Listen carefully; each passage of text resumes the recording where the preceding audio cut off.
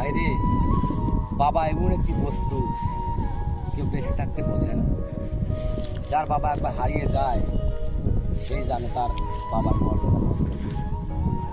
বাবা একটা আসমানের সমান, একটা বড় বৃক্ষের সমান।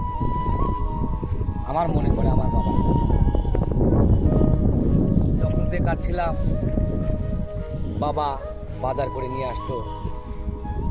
বাজারগুলো রুগ্ন,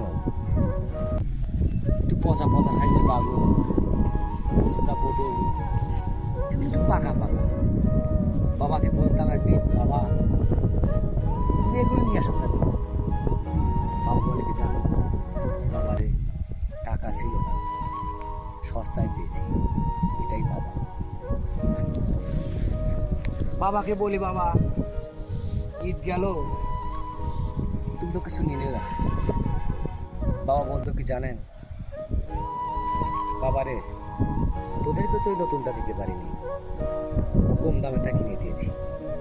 ইচ্ছে ছিল এবার ঈদে অনেক ভালো করে তোকে একটা শার্ট প্যান্ট বানিয়ে দেবো।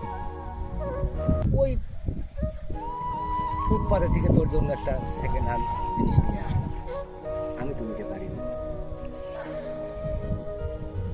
এভাবে বাবার অবদান শেষ নেই, কখনোই বাবার অবদান শেষ করা যাবে না।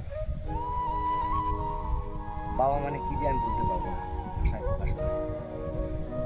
বাবার পায়ে কখনো দেখতাম ছিঁড়া স্যান্ডেল, কখনো নতুন স্যান্ডেল পায়ে দিত না। চুলো থেকে গরম করে একটু গুণা দিয়ে স্যান্ডেলটা বেঁধে নিত। বাবা বাবা যার গেছে সেই জানে বাবার দুঃখটা কতটুকু।